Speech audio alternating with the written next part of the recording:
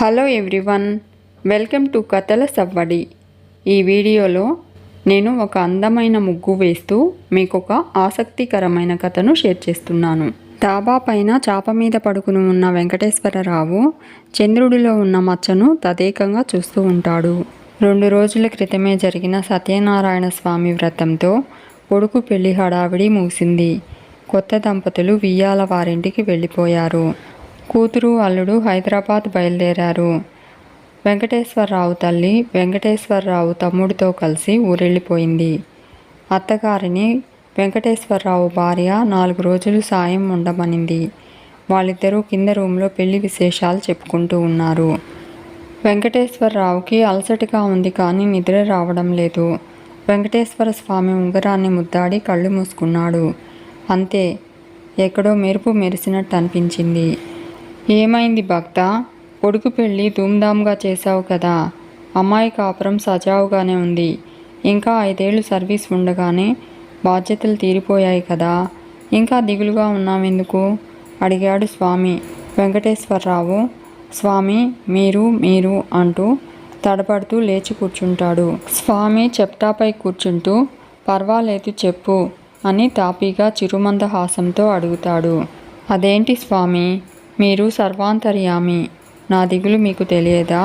నన్ను అడుగుతున్నారంటే అది తలుచుకుని నేను మరింత బాధపడాలనే కదా అని నిష్ఠూరంగా అంటాడు వెంకటేశ్వరరావు. చూడు భక్త, కొండ మీదుండే నాకు కింద ఉన్న పాత్రలన్నీ నిండుగానే కనిపిస్తాయి. నీ నోటితో వింటే నేనేమైనా సాయపడగలనేమో అంటూ స్వామి అదే చిరునవ్వుతో కొనసాగించాడు. వెంకటేశ్వరరావు స్వామి, నిత్యం నేను నిన్ను కొలుస్తాను. తెలిసి ఎవరికీ హాని చేయలేదు. ఒకరి సొత్తు ఆశించను. కానీ నాకే ఎందుకీ పరీక్ష? మంచితనం అనేది భూతద్దంలో చూసినా ఎక్కడా కనపడడం లేదు స్వామి.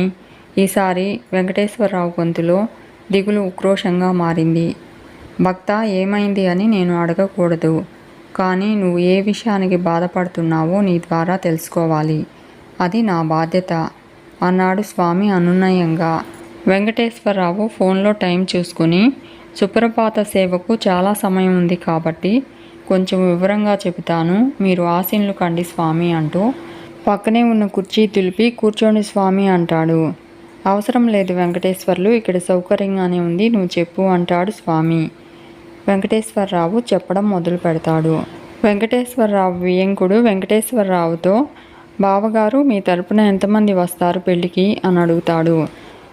వెంకటేశ్వరరావు సుమారు 25 ఏళ్ల నుంచి ఇక్కడే పనిచేస్తున్నాను.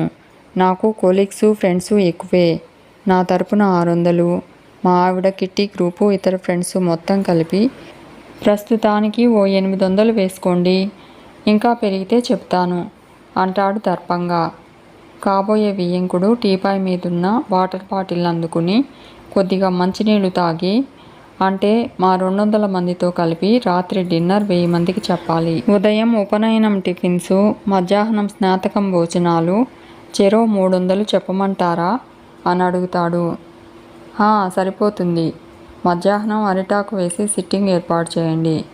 రాత్రి బఫే పెట్టించండి. స్ప్రెడ్ ఎక్కువ ఉండాలి. మెనూ ఇమ్మనండి అంటాడు వెంకటేశ్వరరావు. మెనూ మీకు వాట్సప్ చేశాను బావగారు. 3 రకాల బఫే చెప్పాడు. రెగ్యులర్ 400, స్పెషల్ 600 అన్నాడు వియ్యంకుడు.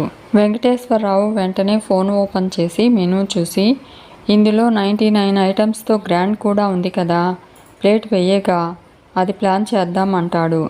కాబోయే వియ్యంకుడు మౌనంగా ఉండడం చూసి వెంకటేశ్వరరావు, బావగారు మీరేం కంగారు పడకండి. ముందు రోజు సంగీత్ ఖర్చు మీది, మర్నాడు ఉదయం ఉపనయనం మాది. కాబట్టి బ్రేక్ఫాస్ట్ నాది, మధ్యాహ్నం స్నాతకం భోజనాలు మీవి. డిన్నర్కి నా తరపున ఎక్కువ మంది ఉన్నారు కాబట్టి ఆ ఖర్చు వరకు చెరిసగం పెట్టుకుందాం. మర్నాడు టిఫిన్లు నాగవల్లి భోజనాలు మళ్ళీ మీవే అని అంటూ ఉంటే వియ్యంకుడు మధ్యలో ఆపి, బావగారు ఇవన్నీ ఎందుకండి, మొత్తం ఖర్చు చెరిసగం చేసుకుందాం అంటూ డైరీ మూసి లేచి నిలబడతాడు. వెంకటేశ్వరరావు ఏమీ చెప్పకుండా లెక్కలేస్తూ ఉండిపోతాడు. వియ్యంకుడు వెళ్ళిపోయాక వెంకటేశ్వరరావు భార్య గీతను పిలుస్తాడు. గీత, 1 నిమిషం ఇలా వచ్చి కూర్చో అంటాడు. నాకు కూర్చునేంత లగ్జరీ లేదు కానీ విషయం చెప్పండి అంటూ మిక్సీ జార్ గుడ్డతో తుడుస్తూ ఉంటుంది గీత. వెంకటేశ్వరరావు, పెళ్లి ఖర్చు అనుకున్న దానికన్నా ఎక్కువయ్యేలా ఉంది గీత. బావగారు అన్నీ సగం సగం అంటున్నారు. అందుకని అంటూ నసుగుతూ ఉంటాడు. ధ్వజస్తంభం ఎత్తేటప్పుడు భుజం నొప్పి పెట్టడం, పెళ్లి చేసినప్పుడు ఖర్చు పెరగడం సహజం. అందుకని మీరేం కంగారు పడకండి అంటుంది గీత. అది కాదు గీత, కోడలికి చేయించవలసిన బంగారం క్యాష్తో కాకుండా నీ బంగారం కొద్దిగా ఇస్తే మార్చి చేయిద్దాము అని వెంకటేశ్వరరావు అంటూ ఉంటే గీత మిక్సీ ఆన్ చేసి మాట్లాడడం మొదలు పెడుతుంది. చూడండి, ఇంట్లో అబ్బాయి పెళ్లి చేస్తున్నారు. నాకు కానీ ఇంటి ఆడపిల్లకి కానీ ఓ తులం బంగారం కూడా కొనమని మిమ్మల్ని అడగలేదు. పట్టు చీరలు కూడా ముచ్చటికి చీరొకటి, అది చౌకలో కొనుక్కున్నాం అంటూ ఇంకా ఏదో చెప్పబోతూ ఉంటుంది. కానీ మధ్యలో వెంకటేశ్వరరావు, నువ్వేం చెప్తున్నావో నాకు వినపడలేదు గీత అంటాడు. ఇవ్వను అన్నట్టు గీత తల అడ్డంగా ఊపుతుంది. మరేం మాట్లాడలేదు వెంకటేశ్వరరావు. వెంకటేశ్వరరావు తన తమ్ముడు శ్రీధర్కి ఫోన్ చేసి, హలో తమ్ముడు అంటాడు. శ్రీధర్, చెప్పన్నయ్యా, పెళ్లి పనులు ఎంతవరకు వచ్చాయి అంటాడు. వెంకటేశ్వరరావు, అదేరా, పెళ్లి ఖర్చులు అనుకున్న దానికన్నా ఎక్కువ అవుతున్నాయి అంటాడు. శ్రీధర్, నేను అదే చెప్పాలనుకుంటున్నాను అన్నయ్య. మరీ అంత ఆర్భాటం ఎందుకన్నయ్యా? కొంచెం తక్కువ మందిని పిలవచ్చు కదా. అలాగే భోజనాలలో కొన్ని ఐటమ్స్ తగ్గించవచ్చు కదా అంటాడు. వెంకటేశ్వరరావు, శ్రీధర్, నీకు తెలుసు కదా, నాకు సర్కిల్ ఎక్కువ. ఆ మాత్రం ఘనంగా చేయకపోతే ఎలా? తప్పదురా అంటాడు. ఇంతకీ నేను ఫోన్ ఎందుకు చేశాను అంటే, ఆ స్థలం కొంచెం అమ్మకానికి పెట్టు అంటాడు వెంకటేశ్వరరావు. దానికి సమాధానంగా శ్రీధర్, బ్రోకర్కి చెప్పానన్నయ్య, ప్రస్తుతం రియల్ ఎస్టేట్ స్తబ్దుగా ఉంది, వెంటనే అంటే కష్టం, చూద్దామన్నాడు అంటాడు.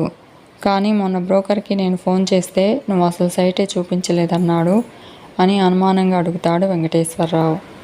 శ్రీధర్, అవునన్నయ్యా, నేను కోర్టులో బిజీగా ఉన్నప్పుడు ఓసారి కలిశాడు.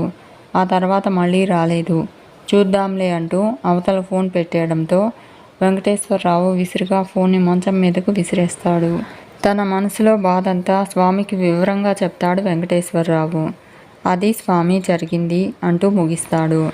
వెంకటేశ్వరరావు, స్వామి పూర్వం రాక్షసుల ఆహార్యం వాళ్ళని సులువుగా గుర్తించడానికి వీలుగా నెత్తిన కొమ్ములు, ముందుకొచ్చిన 2 పళ్లతో ఉండేది. వాళ్లకు దూరంగా బతికే అవకాశం ఉండేది. ఇప్పుడు ప్యాంటు షర్టుతోనూ పట్టు చీరల్లోనూ ఉంటున్నారు అంటాడు వెంకటేశ్వరరావు. నీకు అనుకూలంగా లేని వాళ్ళంతా రాక్షసులేనా వెంకటేశ్వర్లు అంటూ నవ్వుతాడు స్వామి. అదేంటి స్వామి, మీరు కూడా అలా మాట్లాడతారు? ఆడపిల్ల పెళ్లి చేయడం ఓ అదృష్టంగా భావించేవారు. నా కూతురు పెళ్లి నేనే చేశాను.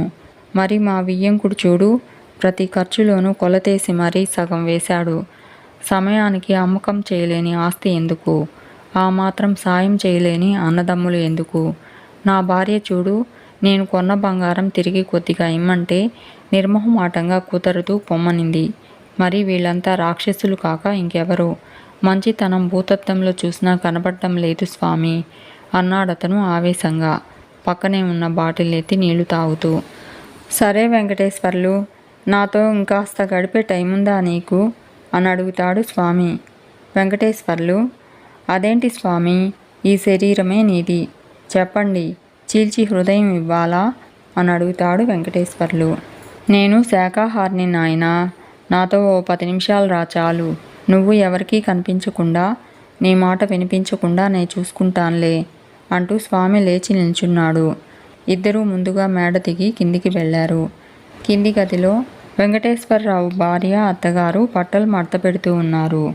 ముందుగా వెంకటేశ్వరరావు అత్తగారు మొదలు పెడుతుంది. అదేంటే అల్లుడు గారు, ఎంత అవసరం ఉండకపోతే నీ బంగారం అడుగుతారు? మేం పెట్టిందేముంది, అంతా ఆయన కొన్నదే కదా. ఆ మాత్రం ఓ 4 తులాలు ఇస్తే తప్పేంటి? మళ్ళీ కొనలేని మనిషేం కాదు కదా అంటూ కూతుర్ని విసుక్కుంటుంది. ఆమెకు వెంకటేశ్వరరావు అంటే చాలా అభిమానం. గీత, అమ్మ, నాకన్నీ తెలుసు. మొత్తం స్థిరాస్తులన్నీ ఆయన అబ్బాయికే రాశారు. కనీసం పసుపు కుంకాలకైనా ఓ చిన్న చెక్క కూడా కూతురుకి ఇవ్వలేదు. నా వంతు నా బంగారమైన అమ్మాయికి ముట్ట చెప్పకపోతే అంతకన్నా అన్యాయం ఉండదు. వాడు అమెరికాలో ఉంటాడు. మాకేదైనా వస్తే చూసేది నా కూతురే. ఇంటికి వెళ్తే కూర్చోబెట్టి అన్నం పెడుతుంది. నా బంగారం కూడా కొడుకు పెళ్లి నిమిత్తం ఆయనకిచ్చేసి దానికి అన్యాయం చేయలేను. ఆయన నన్ను ఏమన్నా అనుకోని అని కోపంగా అంటుంది. ఆ విషయం ఆయనకి చెప్పొచ్చుగా, కనీసం నిన్ను తిట్టుకోకుండా ఆయన ఉంటారు అంటుంది ఆమె తల్లి. చాలాసార్లు చెప్పడానికి ప్రయత్నించాను, ఆయన వినలేదు. వినరు. ఆయన నాకన్నా పెద్దవారు, పెద్ద పెద్ద వాళ్ళతో తిరుగుతారు. ఆ మాత్రం తెలుసుకోలేరా? అయినా పెళ్ళైపోయింది. ఆయన ఏదో సర్దుబాటు చేశారు.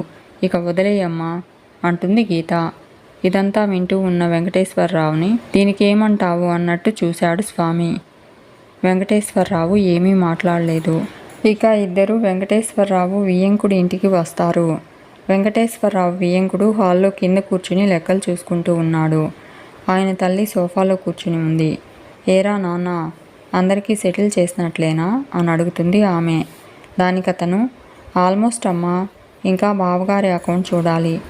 పెళ్లి ఖర్చు సగం సగం అనుకున్నామమ్మా, ఆ వివరాలన్నీ రాయాలి అంటూ ఉంటే ఆమె, అదేంట్రా, మగపెళ్లి వారి చేత ఖర్చు పెట్టించావా? మీ వియ్యంకుడు ఒప్పుకున్నారా అని అడుగుతుంది.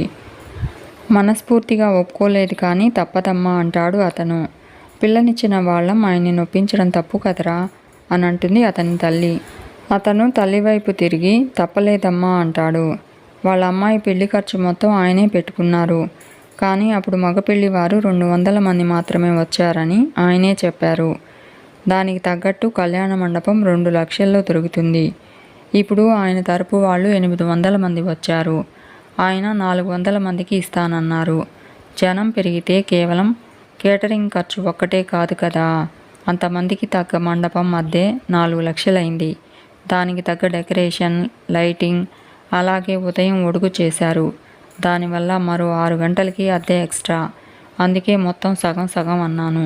లేదంటే ఆయన ఇంకో 400 మందిని పిలిచినా ఆశ్చర్యపోనక్కర్లేదు అన్నాడతను ఖర్చు లెక్క తేలుస్తూ. ఇదంతా వెంకటేశ్వర్లు వింటూ ఉంటాడు. నీకు విషయం అర్థమైందనుకుంటాను వెంకటేశ్వర్లు అంటాడు స్వామి. నీ వంతు విస్తరికింతని ఇచ్చేస్తే సరిపోతుందని నువ్వనుకున్నావు.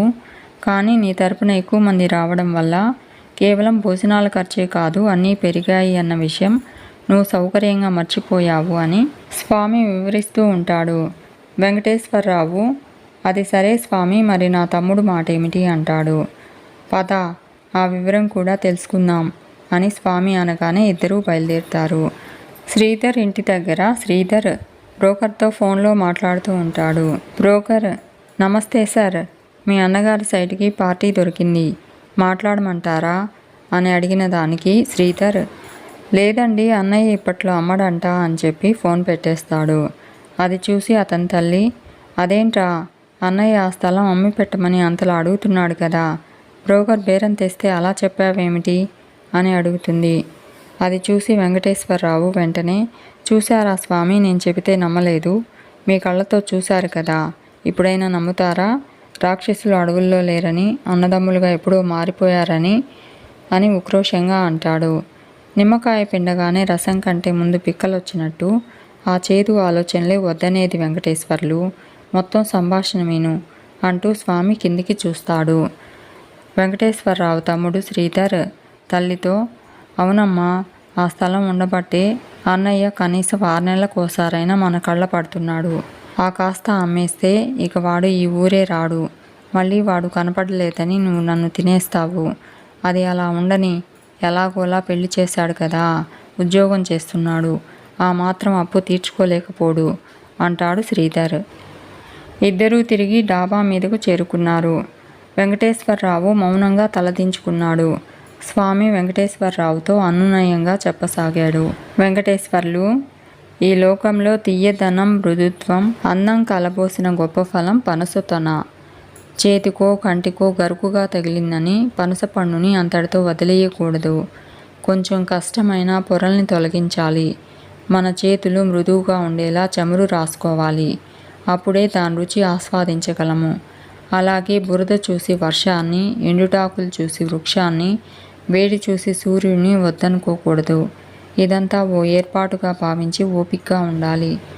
ఇలా అందరికీ సత్య సాక్షాత్కారం జరగకపోవచ్చు. ప్రతి ఒక్కరి మనసు పనస తొనలా ఉండకపోనూ వచ్చు.